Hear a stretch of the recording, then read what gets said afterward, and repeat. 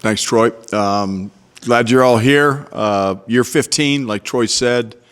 I'm as excited as ever. Got a lot of gas in my tank still, thank goodness. And really looking forward to this season. It's obviously we're coming off a historic season in Colorado basketball history with 26 wins and 2 NCAA tournament wins, 3 NBA draft picks.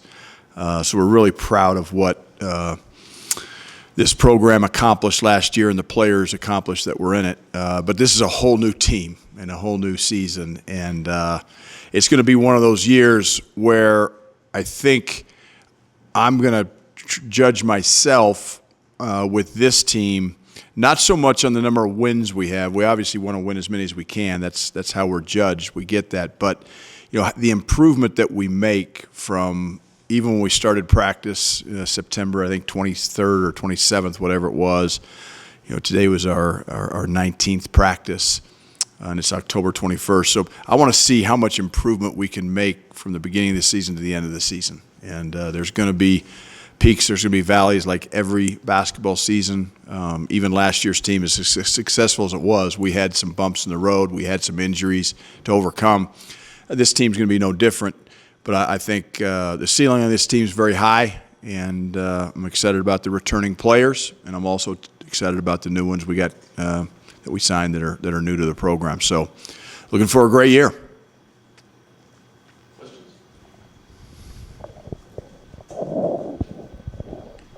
Hey, Coach. Pat Rooney, Boulder Daily Camera.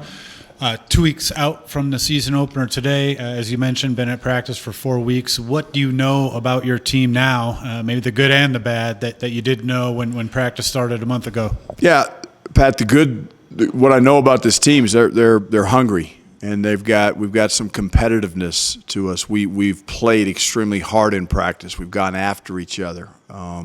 There's been times where it's gotten a little chippy in practice, which is as long as it's under control, that's a good thing because you know they're competing and they want to win. And I think the fact that we were picked, I think 15th in I don't know if that was a coaches poll or the media poll,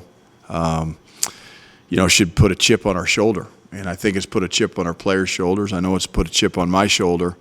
Look, the Big 12 is a hell of a league, but what I know about this team is we're going to compete, we're going to play hard, we're going to give our fans and give each other everything we've got. And it's important that I do that as a coach with my energy for the 2.5 hours I'm at practice every day or on game night, and certainly preparing as well. So, and we got to play for each other and compete our tails off. Coach, Adam Munster Tiger, 24/7 Sports. Good to see you. You mentioned that you still have a lot of gas left in the tank. 15 years in, are the things that drive you different now than when you started here at CU? That's a good question, Adam. I'm driven internally by, again, every team is a new team, every year is a new year. I'm always driven by how much, again, improvement we can make as a group. And then, obviously, at the end of the day, you're judged on wins and losses, and I don't shy away from that. I never have, and I never will. But I wouldn't say it's any different. I think when I first got here, it was like, okay, you're at the base of the mountain and you're looking up and you're like, okay, can we get this program to where it needs to be and where we want it to be? And I think we have, but certainly there are more steps we can make. I still would like it to make the second weekend of the tournament. We haven't done that yet. I'd like to win a conference championship regular season. We haven't done that yet. So there's a lot of things we haven't accomplished, but I think just the challenge of every team, given the year you're in and the team you have, to get the most out of them. To me, that's how I judge myself, and that hasn't changed. So many things have changed, but a lot of things haven't changed. Hey, Tad, Tyler King with the Denver Gazette. Just kind of sticking on the topic of general college basketball. Obviously, Coach Bennett at Virginia retires recently, a legend in the game. I mean, just for you, what's it kind of like seeing some of the guys that you've coached against for a long time and that have been peers of yours leave the game and saying things like that they don't feel like they're fit for this current era of college basketball? Number one, college basketball took a hit when Tony Bennett decided to retire. He's a hell of a coach. He's a hell of a man. I've got great respect for him. I've watched him, and I wouldn't say I know Tony well, but we certainly, I think we have a mutual respect when I see him on the road, and we share the same agent coincidentally. But so I don't have any inside information other than what I've read from his comments, just like you guys. But I think I've thought about it. I think any coach that's in college basketball that hasn't thought about what he just did is probably lying to you. But the fact of the matter is, look, there's still the same amount of players out there that were out there before. There's the same amount of scholarships, at least right now. I don't know if our roster limit's going to go to 15 or not next year. But if we all stay with 13 scholarships, we still have 13 scholarships. It's just the deck is being shuffled, and the way you're constructing your roster is different, each year. And some people have really taken to the transfer portal and believe in it and like it, and others, like myself, have we've certainly used it more for graduate transfers than true, undergraduate transfers. But again, I want to recruit, I want to develop, and I want our teams to get better, and I want our players to get better, and I want our players that come here who have the dream of playing in the NBA or playing professional basketball to achieve that dream. I think we've done that over the last 14 years. We're going to continue to do that no matter the landscape. And I've said this before when it comes to and I hate it when people say NIL, because it's really not NIL. We're paying these kids to play. So in the pay for play model that we're in right now, and I know the NCAA doesn't like to hear that, but the fact of the matter is that's what it is. So let's call it for what it is. But in the pay-for-play model, these kids, Tony said it when he retired. I think every coach agrees they deserve a piece of the pie. The question is how big of a piece, and that's for the lawyers and the attorney generals and all those antitrust people to figure out. We're just going to try to recruit kids that want to get a great education, have a great college experience, come to a great college town and a great program, and try to achieve their dreams and have a hell of a lot of fun and a great college experience doing it. And those are the guys we're going to target and we're going to get, and the ones that are looking for the biggest payday are going to go somewhere else. And I'm okay with that. Whether they're in our program and decide to transfer out for more money, hey, that's cool. I want kids here for the right reasons, and I want to coach the young men that have the values that we have as a program. And if they can make some money and hopefully save some money in the process, that's a great thing.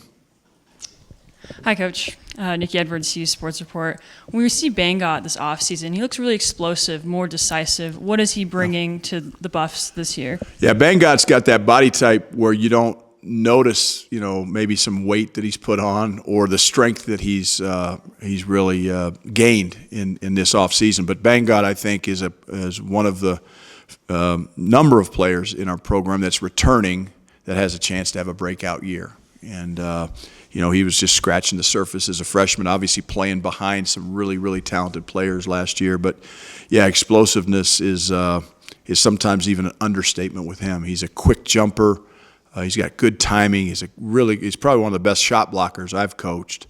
And the key for him is he's got to be the second one off the floor. And when he's the second one off the floor, he's pretty darn good. If he's the first one off the floor, he's going to be in a lot of foul trouble because he is thin and people are going to get into his body and he'll pick up fouls. But so using the discipline and building the habits defensively, he has a chance to be an elite defender.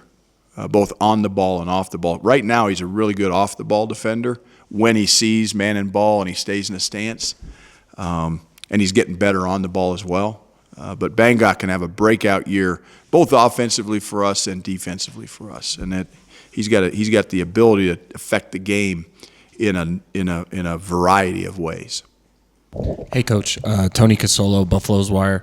Long stretch of playing in the Pac-12, and you guys are moving to the Big 12 now. Can you talk about the excitement or challenges that come along with the new conference? Well, the challenges are obvious. 5 preseason top 10 teams are in our league, and you got a couple others that are top 20 caliber teams as well. So the depth I've said this before, I'll say it again. You know, when we left the Big 12 to go to the Pac-12, we were leaving a really good league to go to a really good league. Now we're leaving the Pac to go back to the Big 12. We're leaving a good league, or what was a good league, into a very good league. So the players are really good. The coaches are really good. That was true in the Pac-12. It's true in the Big 12.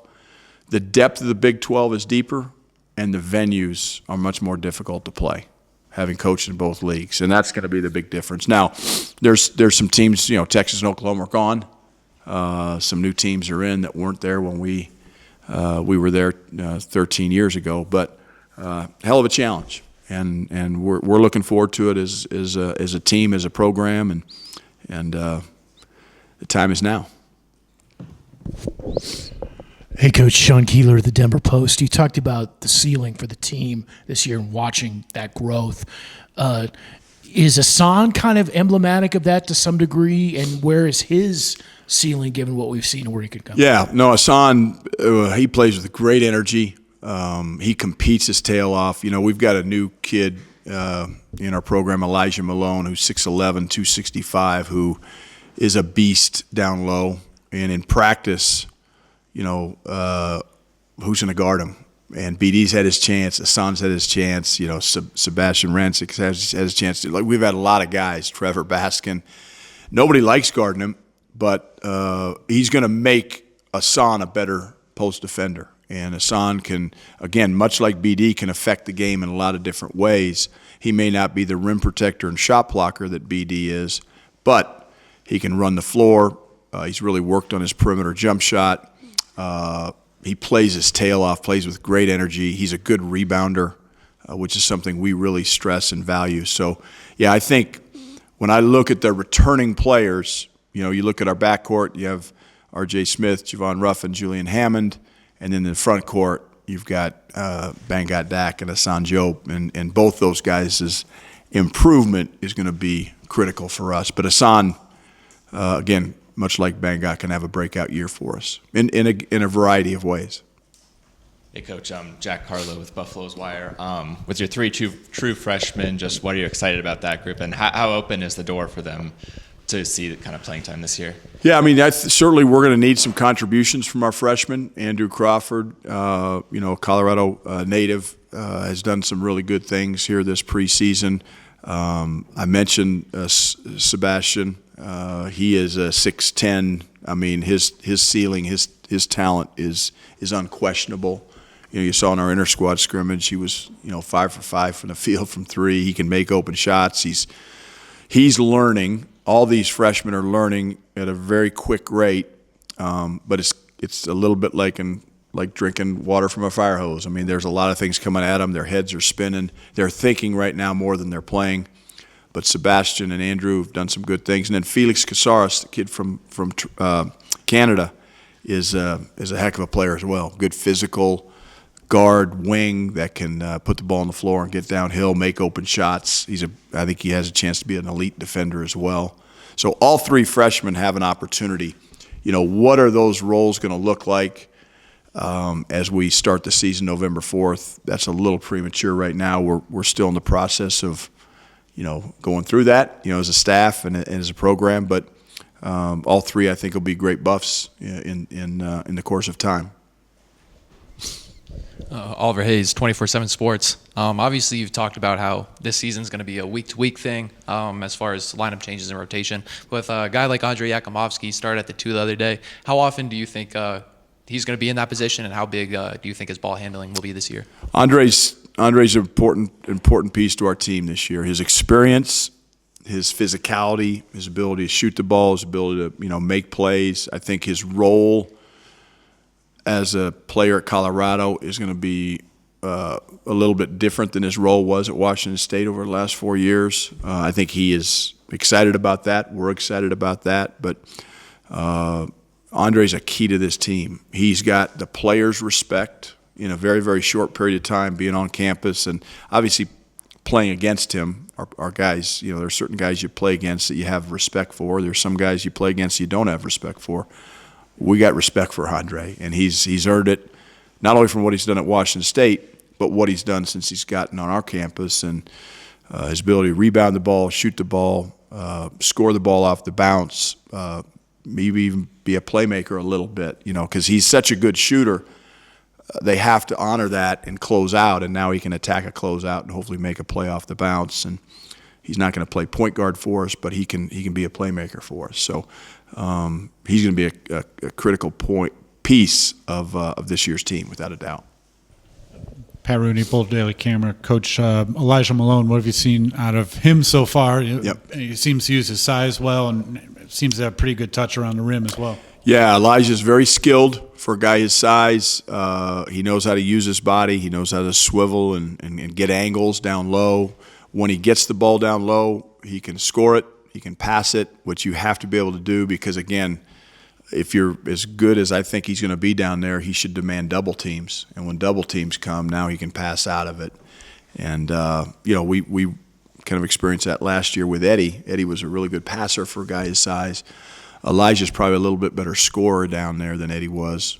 He may not be the passer or have the ability to make those behind-the-head passes that Eddie made. But he can pass the ball. He's not a black hole, and he's gonna give us a presence at the rim that we need. He's also going to give us defensively a guy who can match up against another big, strong, wide-body guy and hopefully guard one-on-one in the post, so we don't have to double the post and don't have to dig as hard.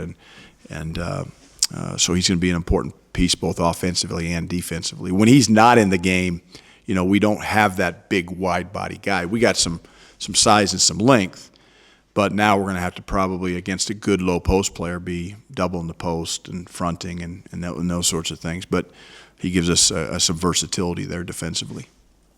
Coach Round Scholes from Ralphie Report. You mentioned earlier this is pretty much a brand new team. What do you think the fans should expect out of this group this season? The fans should expect an exciting group to watch. I mean, really talented guys that can get up and down the floor. They're going to be a fun team to watch. We're not going to change our style in terms of trying to play fast and get stops and run and get out in the open floor. So I think they should expect an exciting team to watch. They're going to have a team that's going to be different in the middle of December than it is when the season starts, and they're going to be different in January and different in February. Like, they're going to chance. The great thing about college basketball as a fan, to me, is you get to watch these young men grow into be men, and you get to see the development and see Bangat Dak and Hassan Jope and where they were when they got here last year, and then where are they going to be at the end of this season, and watch that growth and development, but physically, emotionally, just skill-wise, and they're going to lay it on the line. I mean, this team's they're going to compete, and I think as fans who pay good money to come to our games, they want to see guys that are going to lay it on the line for them, and we're going to do that. Tad, you showed a tremendous amount of faith in Julian Hammond this offseason by not going in the portal and bringing in a guard. Yep. So I guess, what do you see in Julian that gives you that trust, and what are his challenges leading this team into the Big 12? Yeah, and I would say I would add Javon Ruffin to that mix, because I think both Julian and Javon have the ability to run this team, as a point guard, and certainly they can play together because they're both really good shooters and they can play off of each other. But I think I showed a lot of confidence in Julian and Javon because I believe in them. And I think Julian Hammond has proven, certainly 2 years ago when KJ was out at the end of the year, I think he played 5 games straight and, averaging double figures, took care of the ball against high-level, UCLA and USC, some high-level Pac-12 teams. He's got the ability to do that. So now, what Julian hasn't done is he hasn't been able to do it over a 31-game schedule. He battled some injuries last year, but his ability to shoot the ball, his ability to run the team, he may not be the fastest, quickest, jet-like guard, but he can keep guys in front of him defensively. And I would put Ruff in that same category. I think they can run this team, understand what this team needs from them to win a game, and it might be shooting a three, it might be scoring the ball, it might be getting the ball down low, it might be making a play for one of our other players. They got to be playmakers. I don't expect Julian Hammond to be KJ Simpson, okay, and I don't want our fans to either. I want Julian Hammond to be the best version of Julian Hammond. If he can do that, we'll be fine. He's a good player. If Javon Ruffin can be the best version of Javon Ruffin, again, Javon has not proven it over time. He's been injured.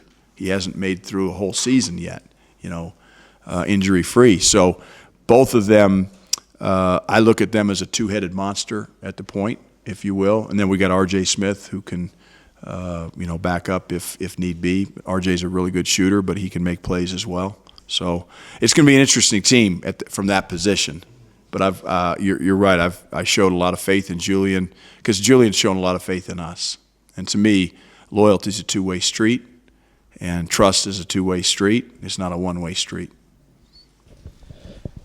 Tad, obviously, with this roster, I mean, you have a couple seniors, a couple grad transfers, and a lot of young guys, a lot of freshmen, a good sophomore class.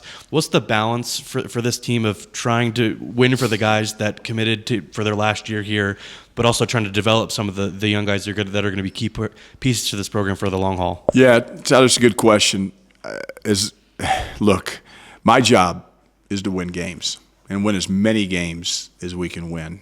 And but while we're doing that, we have to develop some of the young guys, and that's what I want our team to understand. We've started talking about it already. After the exhibition game on Saturday, this morning in our film room, we spent 30 minutes talking about self-awareness, understanding what this team needs from you as an individual player, what sacrifice means, and so I think, every game we play, we're trying to win, and I'm coaching to win. I'm not coaching to develop a young guy who may need development. That comes in practice. That comes before practice. That comes after practice. That comes in individual improvement. So we're gonna coach to win. We're gonna play to win.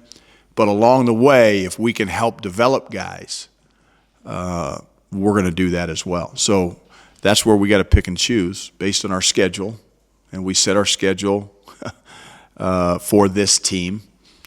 We'll figure that out as we go. But we're always going to coach to win. Just quickly, I mean, you guys brought in Danny Manning this offseason. I mean, how long have you been hoping to coach with him? Like, how long has your relationship been developing, and what's it kind of like the first couple months getting to actually work with him now? Yeah, look, Danny and I go back to, obviously, our days as players at Kansas. I was a senior when he was a freshman. I watched his pro career, 15 years in the NBA, #1 pick in '88 after winning the championship. Then I watched his coaching career starting at Kansas as an assistant for Coach Self and going to Tulsa, and then, his journey. So we've certainly maintained a relationship. We're not, we're going on vacation together and that sort of thing, but certainly my wife, Ann, knows his wife, Julie. They're great people. And, once you form that relationship as a player, whether it was 30 years ago or 3 years ago, it's still with you today. And our relationship is maintained, communication. And so, it's not like I've always dreamed of coaching with Danny, or I don't think Danny's ever dreamed of coaching with me. It just kind of happened organically, and the timing was right for him and his career. The timing was right for me and what our needs were for this program. But it's great to have him around. Danny's a very, very soft-spoken, easy-going guy, but he's a very, very intuitive guy. He's a very intelligent guy. Not all former great players are great coaches. Danny's made that transition, obviously, and he's proved it over time. And he brings a lot to the table. And I don't want him just to be, you think about him just as a big man coach. He can certainly coach big guys, but he can coach guards as well. And I look for the same thing in assistant coaches. I've said this before. I look for the same thing in assistant coaches that I look for in players, and that's versatility. And Danny brings great versatility as a coach, and his experience is obviously unquestionable, and his ability to impart that. And the way he does it, I think our players have really taken to that. He's a funny guy. He uses humor, and he doesn't beat him over the head with a stick, so to speak. He's got a great way about him. Time for a couple more. Eric, go ahead, and then Oliver. when did you first become aware of Trevor Baskin? How soon after he hit the portal did you reach out to him, and what kind of impact can he have on your team? Yeah, I mean, we've known about Trevor since he was a high school player. Obviously, Pomona, right down the road. Now he was thin. He was a little underdeveloped physically coming out of high school. Obviously, I don't know if Trevor had any Division I opportunities, but he chose a really good program over at Colorado Mesa, and heard about him. You'd hear, and obviously we had a couple former walk-ons, Isaac Jessup and Owen Kuntz, that went to play at Colorado Mesa, and they would come back in the summer and play, pick up with our guys, and so we kind of followed him, and then when he went in the portal and we knew what we needed, it was kind of a no-brainer to reach out, watch some film on him, talked to those guys, and because I have great respect for both Owen and Isaac, and we jumped into recruiting and got him. So it's good to have a local guy, and I think he's happy to be at Colorado, and we're certainly happy to have him. Yeah, I think you played 12 guys in the exhibition. One of them was not Courtney Anderson Jr. What's his status, and what's kind of his expectation for this year? Yeah, Courtney's had like 6 practices. He tweaked his groin, a couple of weeks ago, and he's just getting back in the fold. He's not, I mean, he looks, I don't know if he looks 100% yet. He's not certainly in game shape. So, we decided not to give him a little bit more rest and bring him along. So, yeah, Courtney's he's a little bit behind because he missed so many practices at a critical point in the year. Like these practices in October really, I wouldn't say they're more important than the ones in January and February, but in terms of solidifying where you're at on the team, and they're critical, and he's missed some, but now he's back. It's good to have him back, and we'll see where he is next week. We'll see where he is tomorrow, and go from there.